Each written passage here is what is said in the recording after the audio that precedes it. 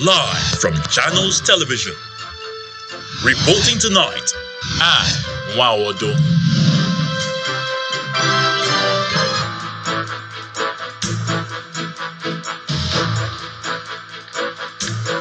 Hello and welcome. Tonight, it's a bloody Sunday in the nation's capital, Abuja, as two policemen lose their lives in a clash between members of the Islamic Movement of Nigeria, also known as Shiite, and the police. Commuters seek alternative routes as heavy downpour cuts off Anamnai Bridge linking Jalingo to Wukari, Benue State, and other southeastern states of the country. Nigeria Bar Association formally kicks off its 2024 annual general conference in the nation's commercial capital with over 16,000 legal practitioners in attendance.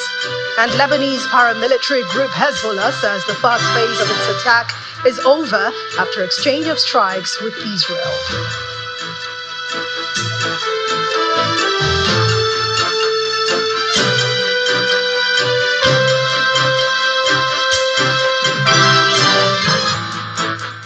Two policemen today lost their lives during a clash between members of the proscribed Islamic Movement of Nigeria, Shiite, and the police at Wuse Market Junction in Abuja. Well, according to the police, the attackers wielded machetes, improvised explosive devices, and knives. They also set 3 police patrol vehicles ablaze. The Commissioner of Police, FCT, Mr. Benneth Igwe, condemned this attack, promising to bring those involved to justice. Our correspondent Benny Ark visited the scene of the attack and tells us more. This is the scene of the tragic incident that occurred this morning at the junction of the popular Wuse Market in Abuja. A statement from the FCT Police Command says members of the proscribed Islamic Movement of Nigeria, also known as Shiite, launched a brutal attack on police officers, leaving 2 dead and 3 injured.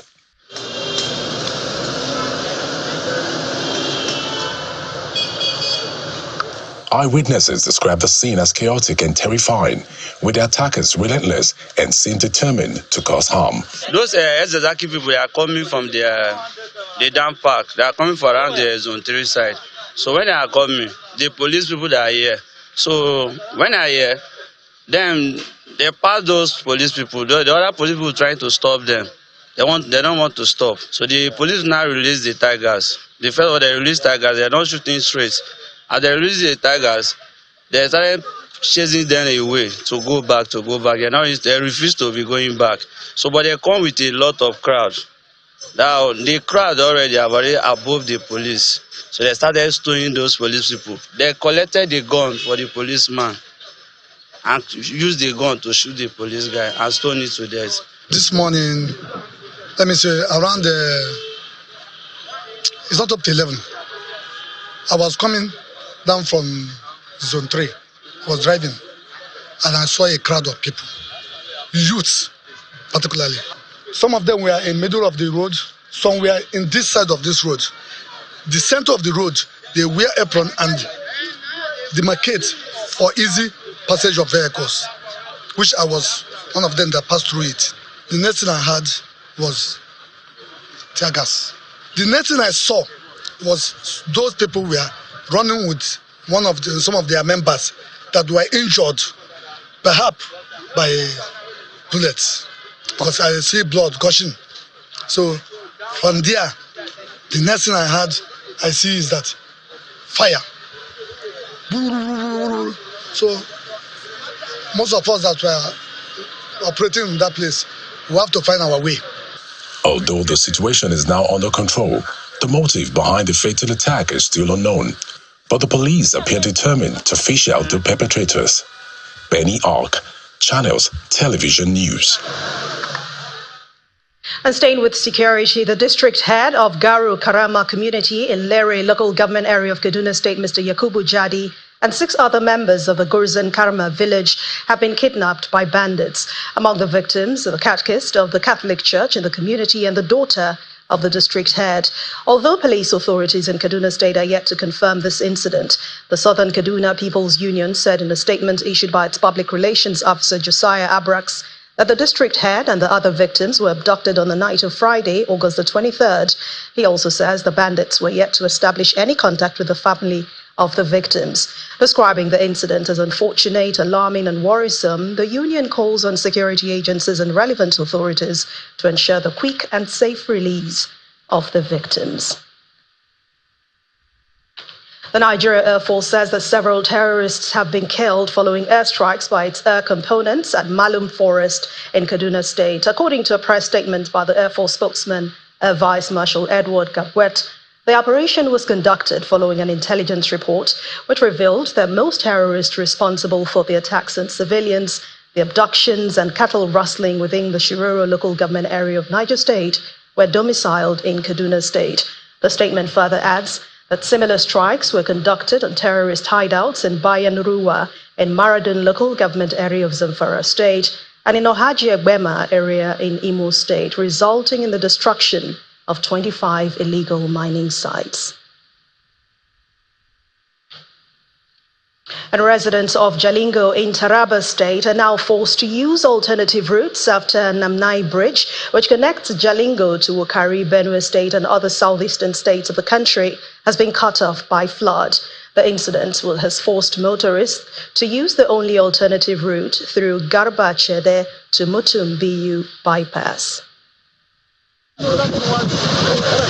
This bridge, located in Namnai community of Gasso local government area of Taraba State, is 43 kilometers from Jalingo, the state capital, and connects Benue State and other southeastern states of the country. The bridge caved in after a heavy downpour, thereby hindering movement of persons, vehicles, and submerging farms. This morning, when I received the WhatsApp message that shows the level of devastation here, I was thinking it's just an ordinary washout. I communicated my headquarters, telling them we have an emergency. A road got washed out along Wukari, Jalingo. The situation has forced motorists to use the only alternative route through Garbachede to Mutumbiu bypass in Gasso local government area, while other road users had to employ the services of boats to cross over.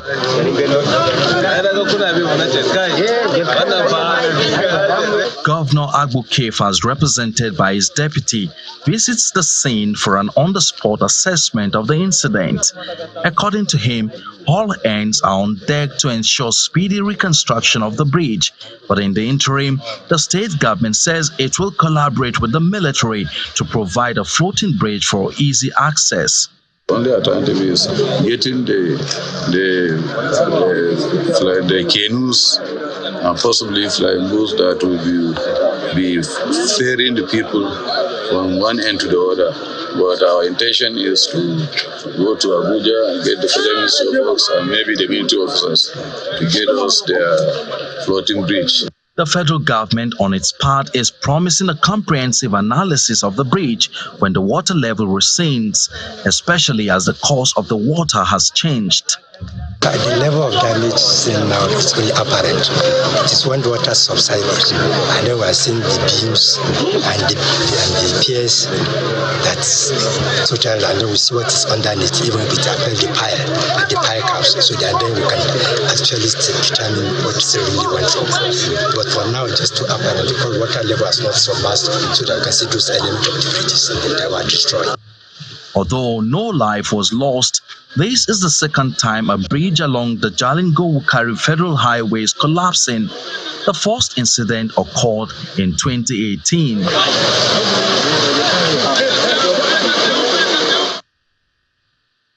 The Inspector General of Police, Mr. Kayode Egbetokun, is again reassuring Nigerians and all persons in the country that the force will remain vigilant, proactive, and relentless in its pursuit for a safer Nigeria, where the security of persons remain top priority. The police chief was speaking in Abuja shortly after handing over the 27 rescued medical students of the universities of Jos and Maiduguri to their vice-chancellors. 20 medical students and 7 others who were kidnapped in Benue State have been received by the Inspector General of Police at the force headquarters in Abuja a week after they were kidnapped in the state while on their way to Enugu.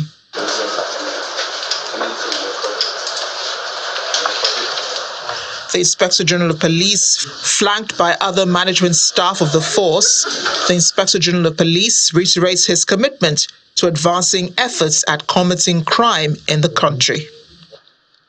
We remain resolute in our commitment to rid our nation of criminal elements who seek to disrupt the peace and security of our society. The Nigerian Police Force will continue to employ every lawful means at its disposal to protect the lives and property of all Nigerians. The Vice-Chancellors of the Universities of Jos and Maiduguri are appreciative of the rescue mission by the police and other security agencies. Our message on behalf of the Governing Council of the University of Jos, the Senate, and indeed the entire University of Jos community to stand here or sit here to express our profound gratitude. We kept in touch with the security agencies, as the DC of the NHS said, and we are really happy that we have a police force that is capable of performing this miracle. Parents of the victims and the governor of Benue State also expressed their appreciation for the prompt rescue of the students. They're so excited and happy at what has happened. His first thanks go to the president, who has a special place in his heart for Benue, President Bola Ahmed Tinubu. The NSC, who has spent countless hours on the phone with our governor to ensure that this happens. The IGP, who has spared no cost and no personnel to ensure that this happens. We want to sincerely appreciate the Nigerian police and the security of Nigeria Security Force. For those still in captivity, the Nigeria Police has a message of assurance. Yeah, my message to those who are still in captivity and to their family members is that they should not lose hope. The rescued students now look forward to reuniting with families and loved ones and returning to life as normal as possible. The National Commission for Almajiri and Out-of-School Children Education is planning to enroll 10,000 out-of-school children within the 6 area councils in the nation's capital before the month of September. The Executive Secretary of the Commission, Mr. Mohammed Idris, stated this as part of his plans to address the growing number of out-of-school children across the country. Our next report takes a look at efforts to address the challenges of the education system and the rate of out-of-school children in the country. According to the United Nations Educational, Scientific and Cultural Organization, the global number of out-of-school children has risen by 6 million since 2021, reaching a total of 250 million. The figure states that 1 in every 5 out-of-school children is in Nigeria. Though primary education is officially free and compulsory in Nigeria, about 10.5 million of the country's children aged 5 to 14 years are not in school, while only 61% of 6 to 11-year-olds regularly attend primary school, and only 35.6% of children aged 36 to 59 months receive early childhood education. We're all aware education is the best you can give anybody. Without education, you cannot even worship Almighty Allah, who brought you into the world to worship Him. So we know the importance of education in our lives. Although the federal government disagrees with the figures, the National Commission for Almajiri and Out-of-School Children's Education is tackling the issues, especially in the Federal Capital Territory. The younger ones who can still go back to school because they are still young, they brush them up and then they are returned back to school. And the older ones who cannot go back to school, they will be reskilled, they'll be given some skill and then empowered and proceed with their lives. UNICEF identifies insurgency, poverty, and sociocultural norms and practices as factors responsible for discouraging formal education, especially for girls, with the Northeast region accounting for 29%, while the Northwest region accounts for 35% of out-of-school children. State governments like Kaduna are taking steps to address the situation by constructing the senior secondary school in Nasara Rigachikun in Igabi local government area of the state to provide a conducive learning environment, especially for the underserved communities in the state. The state, which is in northwest Nigeria, has 768,739 out-of-school children, according to the state government. Our intervention has been hugely impactful because thousands of our children have been enrolled in school across Kaduna State. I also wish to appreciate UNICEF Nigeria for its remarkable contribution to the growth and development of education in Nigeria and Kaduna State, especially in the aggressive and sustained campaign for enrollment and retention of out-of-school children. Efforts by the federal government in the last 1 year have also led to the enrollment of 4 million out-of-school children. We've been able to bring back to school about 4 million young children.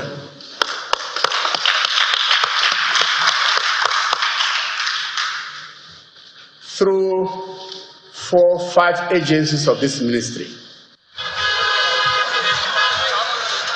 Despite all these efforts, the United Nations International Children's Emergency Fund is hoping that countries like Nigeria will engage a system that will eliminate out-of-school children by 2023.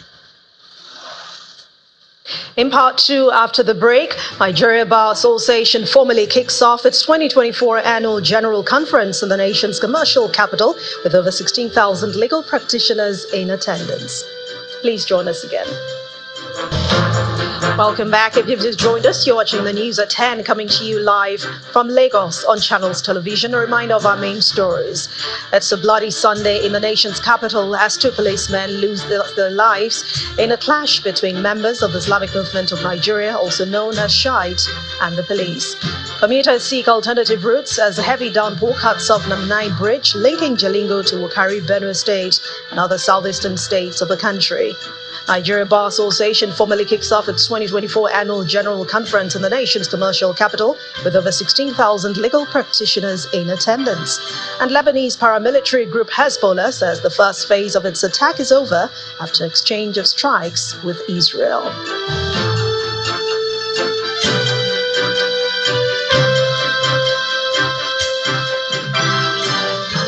How to provide a more secure and safer learning environment is one subject that all politicians and political parties agree on. Well, the question that still seems hard to answer is what is the best way to achieve this? Tonight, Babajide Ogunsawo, founder of Leadership by Data and Channels Television's data analyst, is here to share more insights on this and, of course, more. Hello, Babajide.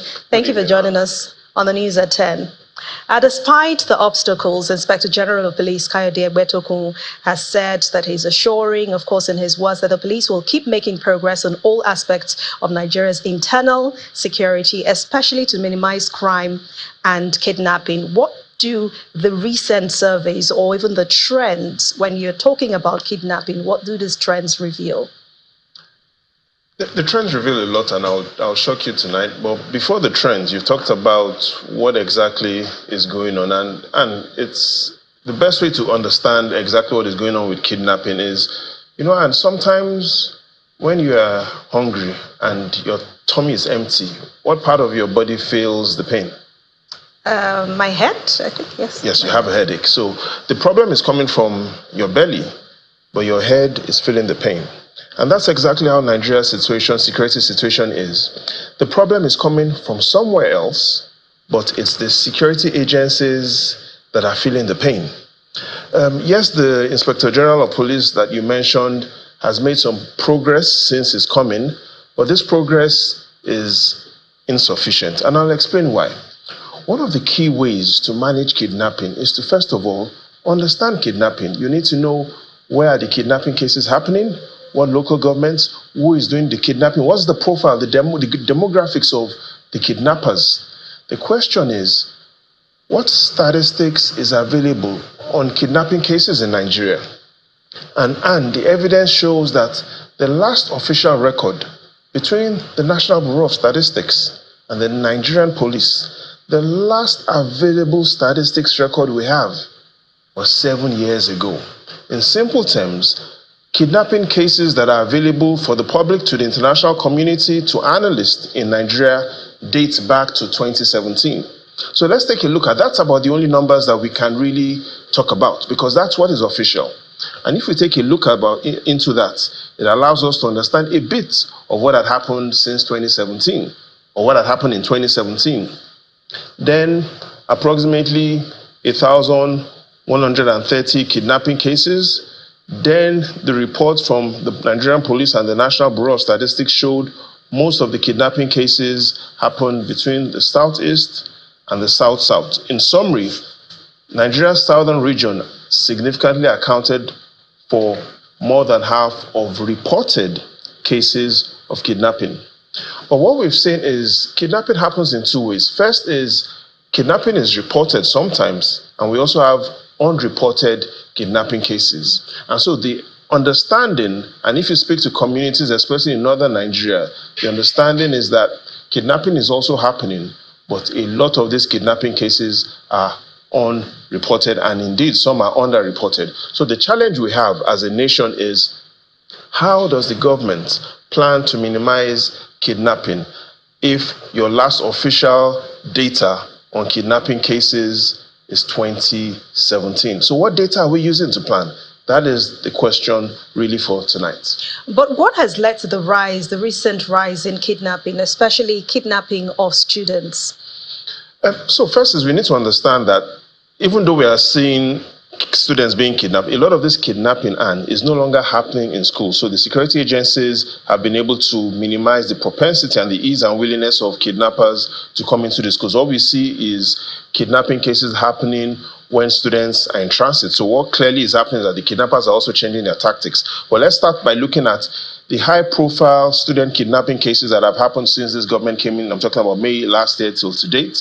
If we start from 2023, we remember the Zamfara case of corps members that were traveling. All those students have been rescued. Federal University of Guzo's Zamfara kidnapping case that happened in September, on the 22nd of September, the students have been rescued. Federal University Dutsin happened last year, October, and kidnapping cases in October in Nasarawa State University. The good news here is that all these students have been rescued, apart from one student that was kidnapped from the Federal University in Dutsin in Katsina, that there's still an ongoing rescue operation. So yes, kidnapping cases are happening. Bad news. Some relative good news is that the armed forces of Nigeria are being led to find a way to get these students back. Now let's look at what has happened this year. We've seen kidnapping cases right from the first quarter of the year.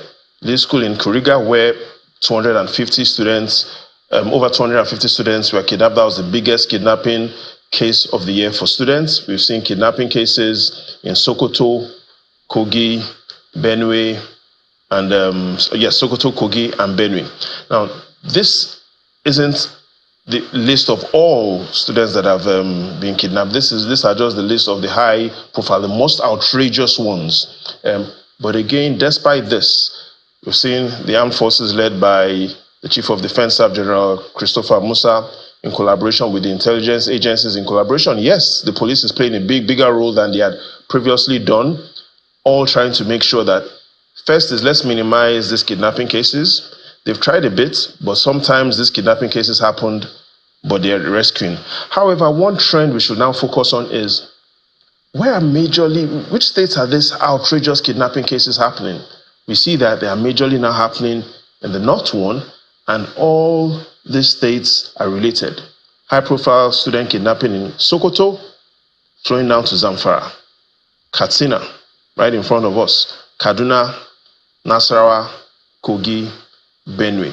So we see there's some trends whereby kidnappers clearly are following through the borders. So one way we need to focus on is, yes, though we are making sure that we are rescuing these students that are being kidnapped, is we need to focus more on improving our internal border security, because we clearly see some correlation between states where students are being kidnapped and the proximity. It's all happening in clusters, and we need to manage that. If not, the clusters will spread to every geopolitical region. So the question now will be, what more can the armed forces do to ensure that students are kept safe? If we're talking about improving education, then students must be safe. In 60 seconds. So first is, in 60 seconds, there are places where the armed forces could have gotten to in 10 minutes, but it takes them 60 minutes because the roads are bad. So the question is, should the armed forces now start fixing the roads? If you say yes, then should they also start fixing the schools? And if they fix the schools, yes, maybe they even have the right to get the students employment to own the schools and then get the students employment. So at what point in time do we want to draw the line on what the armed forces of Nigeria should do or shouldn't do? But one good news coming out from them is they've said they'll keep working to make sure that Nigerians find it easier to not only collaborate with them, but they are also improving the synergy they have with all agencies. And let's take a look at one of the words that have come out from the Chief of Defense Staff yesterday when he's talking about how the Armed Forces of Nigeria wants to improve security, especially for students. Now that we've seen a lot of students are no longer being kidnapped in schools, he said, in Nigeria, your silence is no longer golden, it is deadly. And I agree with that. This is our country and we have to collaborate. I am not more Nigerian than you. And that's a statement coming from the big chief yesterday, and I think the message they are trying to pass out is the armed forces alone cannot defend Nigeria, and you have to play your part more, we have to play our part more, and we need to collaborate. Good news, students are being rescued. The bad news is that the kidnappers are changing tactics and kidnapping these students now outside school. All right, thank you very much. Babajide Ogunso, founder of Leadership by Data and Channels Television's data analyst. Thanks to all for the exciting view on the news at 10. And still ahead on the news at 10, Bayelsa State Governor Doye Diri attends special Thanksgiving service to celebrate his victory, which affirmed his victory in the November 2023 election. Please stay with us. Welcome back. The Nigerian Bar Association, NBA, has kicked off its 2024 annual general conference with various speakers touching on several topics ranging from gender balance, equitable distribution of wealth, stronger and independent judiciary. With a theme, Pressing Forward, a national posture for rebuilding Nigeria, the conference is not just the biggest gathering of lawyers in the country. It is hosting political leaders, renowned economists, and traditional rulers, among others. It's day 3 of the Nigerian Bar Association Annual General Conference, and it's a full house. The president, represented by the Vice President Kashim Shettima, the Director General of the World Trade Organization, Dr. Ngozi Okonjo-Iweala, former Ghanaian President John Mahama, the Lagos State Governor Babajide Sanwo-Olu, and other personalities are in this auditorium. The president of the Nigerian Bar Association and the president of the Court of Appeal of Nigeria set the tone, speaking on gender balance in the judiciary. Thank you. It is quite sad that we have not had a female president of the bar for over 3 decades. We can only get to be respected when we, as members of the legal profession, discharge our dual functions mentioned above, not only creditably, but also as of necessity, honestly, professionally, and ethically. Professor Okonjo-Iweala. Speaker Dr. Ngozi Okonjo-Iweala urged the government to maintain policy consistency, emphasizing that such stability is crucial for steering the nation in the right direction. All political parties and politicians, all Nigerians must agree that these elements we identify and others to be added as forming the social contract must be respected by all who govern, no matter their politics, for the good of those they govern. You, the NBA, the biggest gathering of lawyers in the world, the largest, most influential civil society organization in Nigeria, you bear a heavy responsibility to advocate for and ensure that this social contract comes about. My question to you is, are you ready? Thank you. Excellency Babajide Olushola Sanwo-Olu. The Lagos State Governor, the Vice President, and the Attorney General of the Federation speak about the resolve of the government to save the people. We want every state in the country to be ready. We want every tribe in the nation to be ready. We want every profession in the nation to be ready. We want every man, woman, young or old to be ready. Because it's only when all of us are ready that Nigeria is ready. It's only when all of us are ready that what Antinkosi has said to us this evening becomes a social contract that indeed we can truly, really take home. For us in the Federal Ministry of Justice, today's occasion provides us with another opportunity to present our key deliverables as we work collaboratively with the bar and the bench towards our collective desire to achieve justice system that works in the interest of Nigerians, irrespective of status or any other attribute. I commend the association for this patriotic commitment to national rebirth and growth. Last year, the conference dwelled on the theme, Getting It Right, charting the course for Nigeria's nation building. This year, you have settled for another fascinating theme, pressing forward, a national posture for rebuilding Nigeria. Your Excellencies, distinguished ladies and gentlemen, while I acknowledge the temporal existence of some daunting challenges besetting us as a nation, I want to assure you that this government is poised to address all the developmental challenges facing this country, and be rest assured that in the fullness of time, this nation shall overcome. The NBA's annual General Conference will continue until August 28, promising more discussion and insight into the pressing legal and socio-economic issues facing Nigeria today. Dari Idowu, Channels Television News. Bishop Matthew Kuka of the Sokoto Diocese of the Roman Catholic Church has described martyrdom as the cornerstone of the Christian faith. Speaking at the Silver Jubilee anniversary of the Order of the Knights of St. Mulumba, Nigeria, a co-subordinate council in Lagos, Bishop Kuka reminded members of the Catholic Church and Christians generally that injury to one is injury to all. Ladies and gentlemen, it's the 25th anniversary of the Knights of St. Mulumba, Nigeria, co-subordinate council of the Catholic Church. On this occasion of the anniversary, Bishop Matthew Kuka is delivering the guest lecture with the title Christian Martyrdom in Nigeria, a building block or stumbling block to salvation or patriotism. He begins by dissecting what martyrdom means in the Christian context. We must begin to make sure that martyrdom is about sacrifice, and the gospel is where it is today, not by the sword, not by the amount of money, but by the faith that our Lord and Savior Jesus Christ gave to us. He goes on to acknowledge their efforts within the body of Christ and reminded them that an injury to one is injury to all, given the level of persecutions against Christians in Nigeria and around the world. A living church that believes in martyrdom, a living church and a community such as yours, as knights of the church, should be sufficiently awake and alive to the fact that injury to one is injury to all. Next is a panel session where the participants say Christians must not turn their backs when injustice takes place. Our Lord will definitely not be proud of us if indeed we call ourselves brothers and sisters and we see injustice taking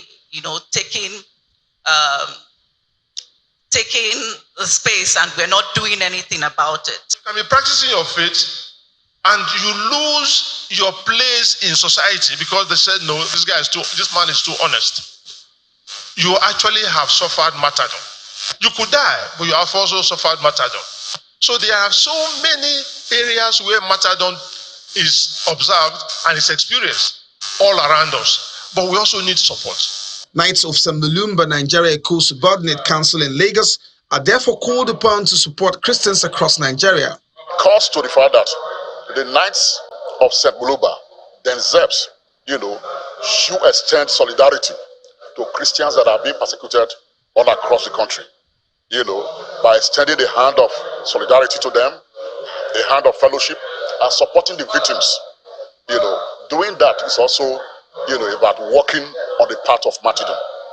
We will continue to work for the greater good of our people, where selfishness will take a backseat. The shooting, the killing, the rustling of cattle, the question of ransom will go away. It takes some time, but leadership will provide the environment for some of these to gradually disappear from our country.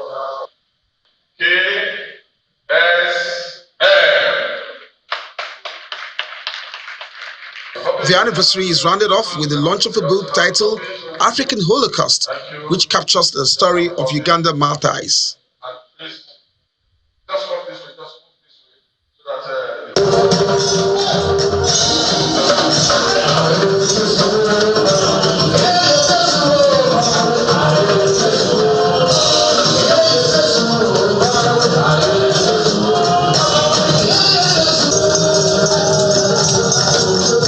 The governor of Bayelsa State, Doyediri, dancing and celebrating the judgment of the Supreme Court, which affirmed his election as governor of Bayelsa State during the November 11 governorship election in 2023.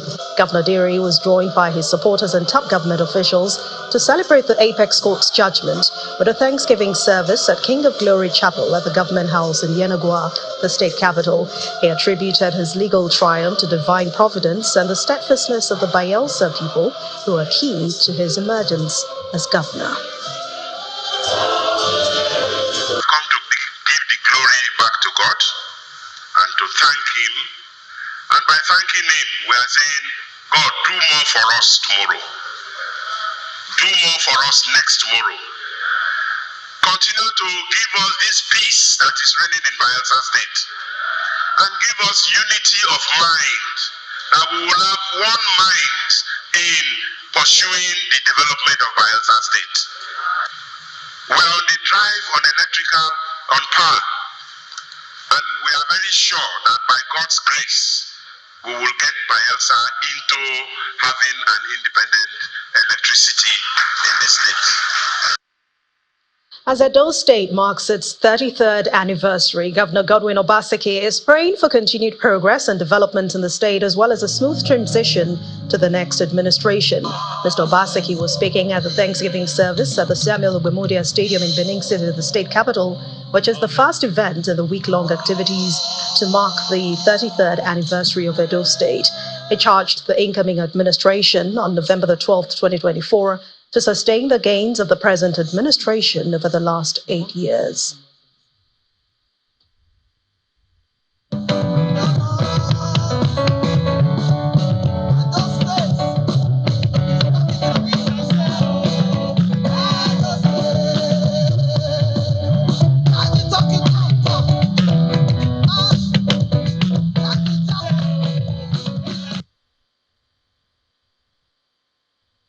Amazing prospects ahead, because with the foundation we have laid, in terms of the sense of a state, we've never been this united.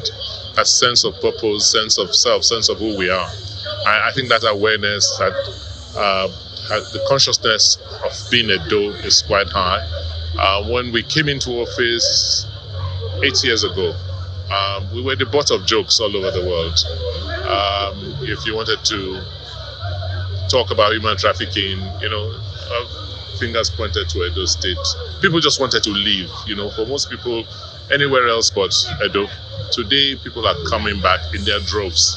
They're driving up property values, driving up costs, because there's something to do here. So when you talk about the prospects, we're just beginning, because what we've done is lay the basis for growth. First, with infrastructure. As you know, just last week, NERC gave us permission to set up our own electricity markets. This is what we've been fighting for, as you know, in the last 8 years. And with the gas reserves we have, we are likely to become an electricity powerhouse, which will attract a lot of industries, a lot of production.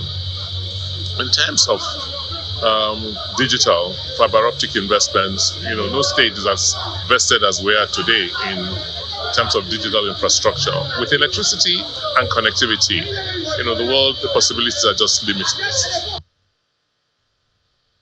Meanwhile, the All Progressives Congress in Edo State says a vote for its candidate in the 21st September governorship election is one that will bring economic development to the state, as it will enthrone empathic leaders passionate about meeting the needs of the people and supporting businesses to thrive.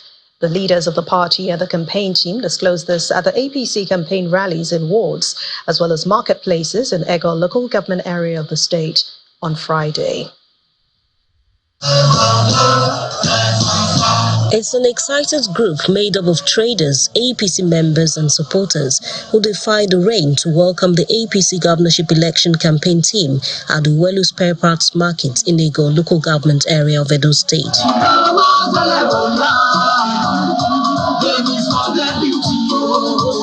The party leaders, including former governor of Edo State, Adams Oshomole, solicit support ahead of the September 21st governorship election. This man was born at early age, he lost his parents. He set up his own small business of ICT. He has grown the business to the level of what he is today, without the benefit of a rich father and even a mother. But he had God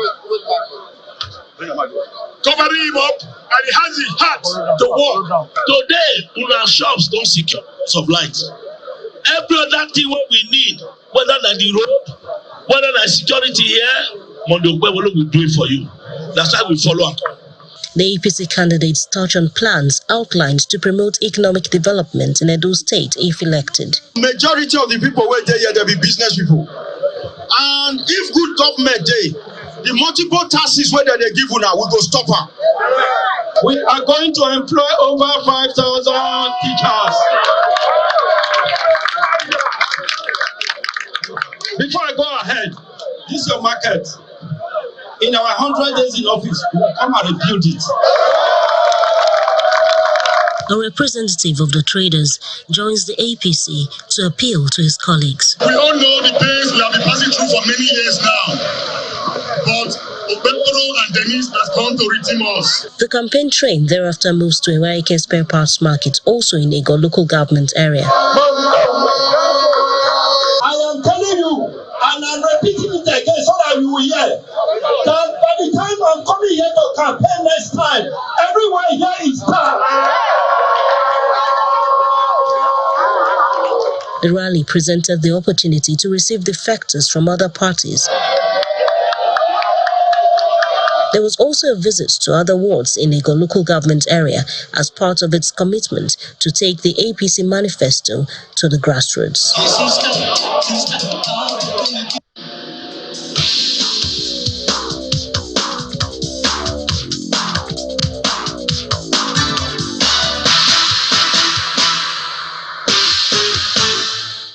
And in the world of sports, as part of activities to mark the 20th anniversary of Nigeria Bar Association section of business law, the maiden charity golf event has been held at the golf course of the Ikoyi Club 1938 in Lagos. Or the golf event, which heralded an endowment of initiative by the NBA SBL, is aimed at supporting law students with disabilities in honor of its founding chairman, Mr. George Atomi.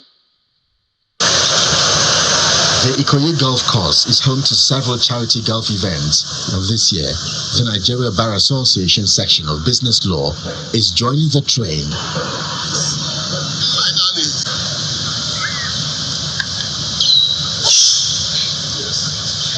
Golfers from the legal profession, among others, are competing in this charity event, a process for which will be used to support law students with disabilities through the NBA SBL.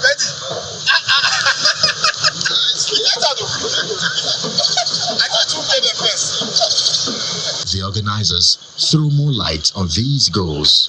Apart from the fact that we as lawyers are challenging our intellect, we're challenging our spirit, we're also concerned about health.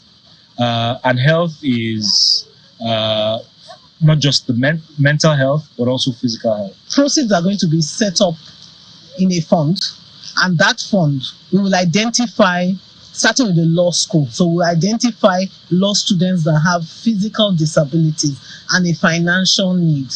And so the purpose is that the funds will be invested, and from there we'll be able to fund ongoing school fees and other costs, so that these students are able to finish their legal education and have a chance at a successful legal career.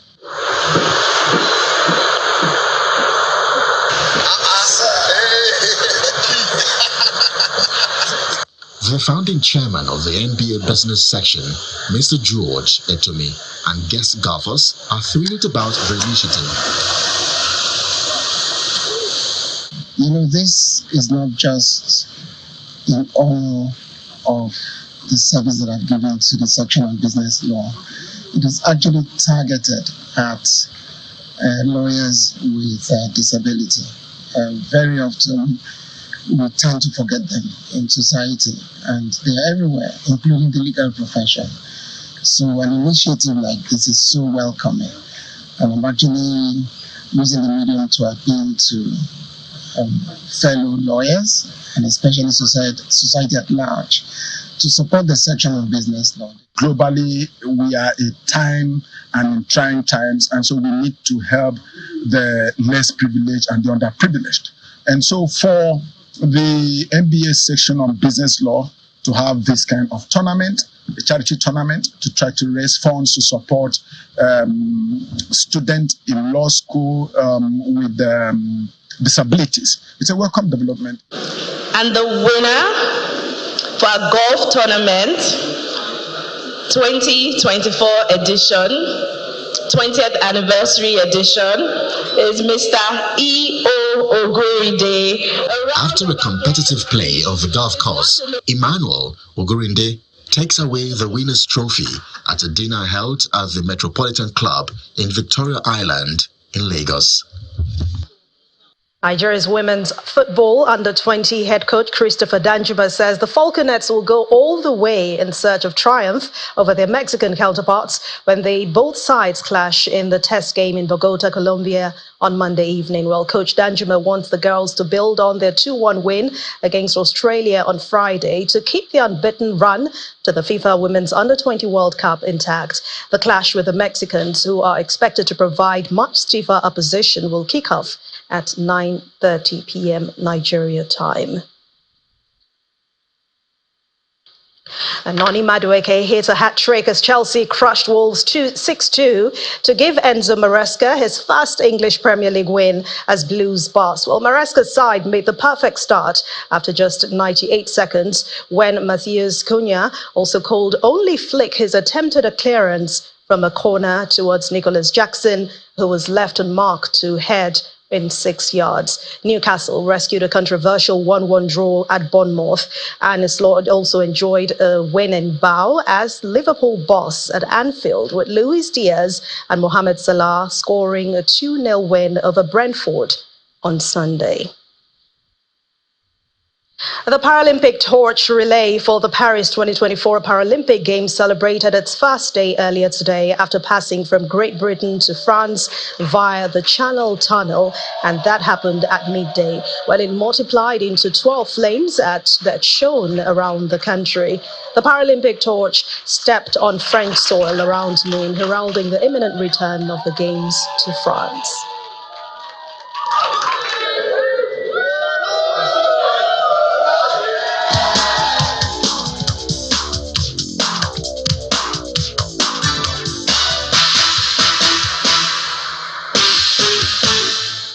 Away from sports but outside our shores, Lebanese terror group Hezbollah has confirmed it had begun phase 1 of an attack on Israel, beginning as firing a wave of hundreds of Katyusha rockets and drones towards the country. Today, it said its operation has been completed and accomplished, but Israel, however, said it had struck more Hezbollah rocket launchers. Earlier today, Prime Minister Benjamin Netanyahu warned that Israel's strikes are not the end of the story in its military campaign against Hezbollah. The recent clashes between the Israeli military and Hezbollah began on Friday as Israeli artillery targeted the town of Al-Qiyam in the Majayun district, while Hezbollah launched a rocket attack on the Metola site in Israel. Israeli artillery was seen hitting a fuel tank in Al-Qiyam, causing a fire. There were no casualties reported. The IDF said 10 rockets were fired at Kiryat Shmona. Some of them were intercepted by the Iron Dome system, while others landed in the city but did not cause any injuries. Lebanese media confirmed the incident was caused by artillery fire, not an airstrike. The conflict escalated further when the Lebanese Ministry of Health reported that 10 people, including a child, were killed in Israeli airstrikes on various locations in southern Lebanon on Friday. On Sunday, the Israeli Defense Forces spokesperson Daniel Hagari claimed the Lebanese militant group was planning to launch an extensive attack on civilians. We can see that Hezbollah is preparing to launch an extensive attack on Israel, while endangering the Lebanese civilians. We warn the civilians located in the areas where Hezbollah is operating to move out of harm's way immediately for their own safety. Earlier on Sunday, Israeli military launched a barrage of missiles on several villages in the Nabatea district of southern Lebanon after the claims of a civilian attack by Israel.